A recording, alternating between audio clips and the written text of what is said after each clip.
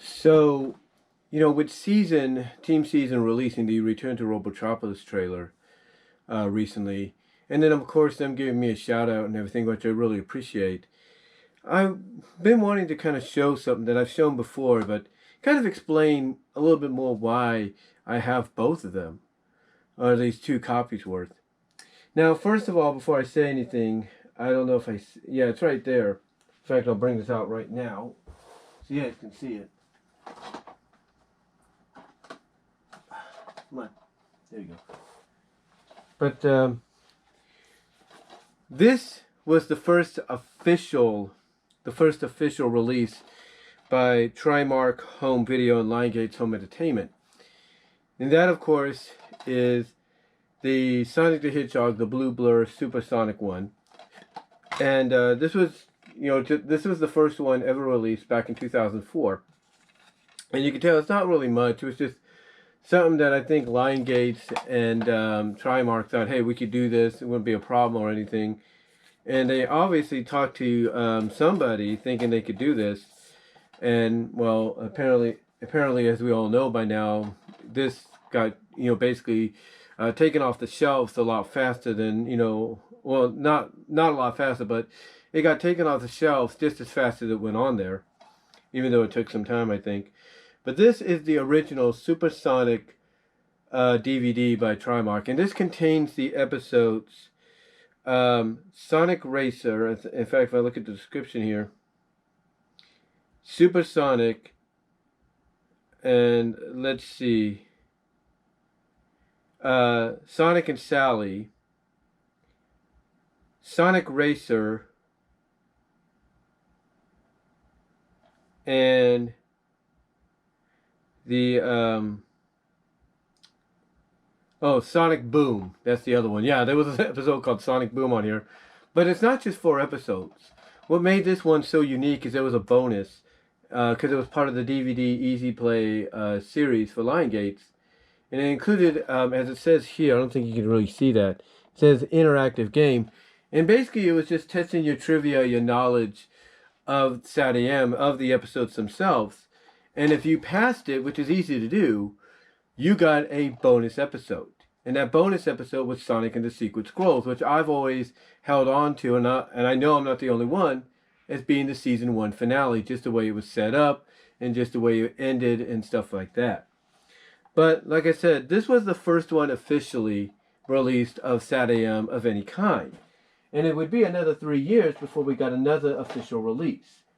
That, of course, being through Shout Factory and Sonic the Hedgehog, the complete series. And the reason I bring this one up a lot and everything, and the reason I tie it back to Season, if you will, who were part and still are part of Fans United for SatAM, is because it was through Fans United for SatAM that we, FUS, that we got this made. Basically, Brian Ward got in contact with, I think her name was Allison, I believe, and found out that fans have been wanting this. I think it was also through fans doing some kind of petition.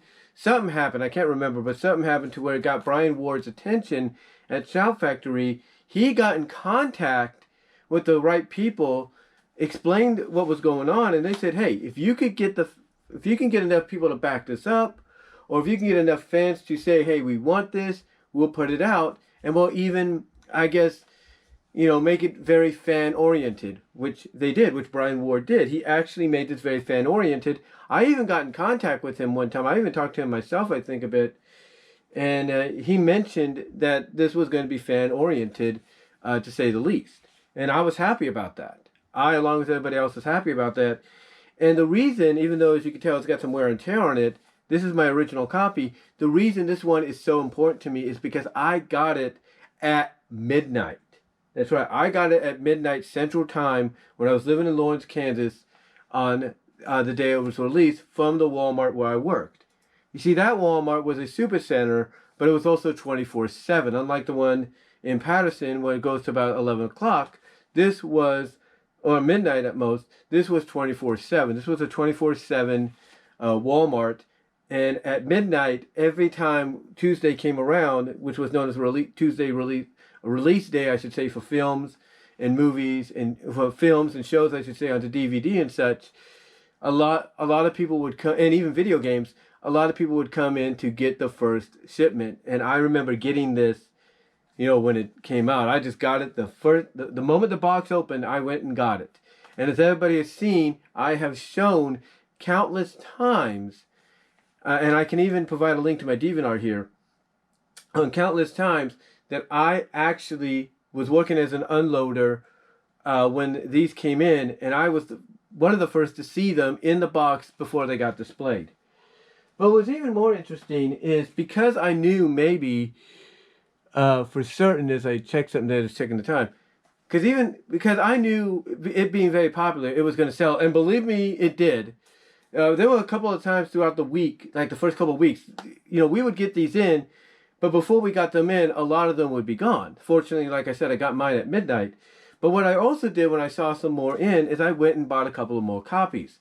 I bought a copy for my cousin in Hayward. I bought a copy for my nephew in Modesto. I bought a copy for Jay Foxfire, because she did something for me, I think. Yeah, she did a couple of pictures for me, so I sent her something.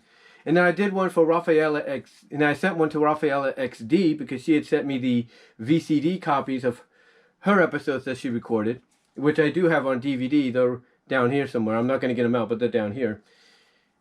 So I sent them various, copies of I bought and sent various copies of the series. And I figured, well, why not get one more? And that's what I did. And I think I got this at Walmart. So what I did, I think it was at Walmart, or I got it through Amazon. I can't remember, but I got it. Maybe it was through Hastings, I can't remember. But I ended up getting another copy of the series. And as you could tell, this is its original packaging. It's never been opened since I got it. And that's a long time. That's like, what is it? That's like, what? Now it's about 15 years. Yeah, 15 years this has not been opened. That's unbelievable. But it's the original sticker and everything. And it means, and the reason I got another copy is because, as some people have pointed out, I have one to watch, and I have one for a display, or just in case something does happen to the other one, I have a backup. But what I've always had plans to do with this eventually is getting one of those frames where you could just put it in a frame and hang it.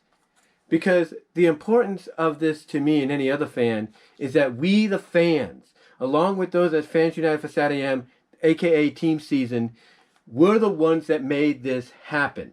We're the ones that made this happen. And as a thank you, we have a lot of our artwork displayed on these discs. And Jacob Berkeley, the SatAM historian who's working on the book, who actually did an update on his Twitter account, you can check that out to see what the book kind of looks like, or is in the process of looking like. He basically pointed that out too. So that's why this is important to me or anybody else that has a secondary copy that's not been opened.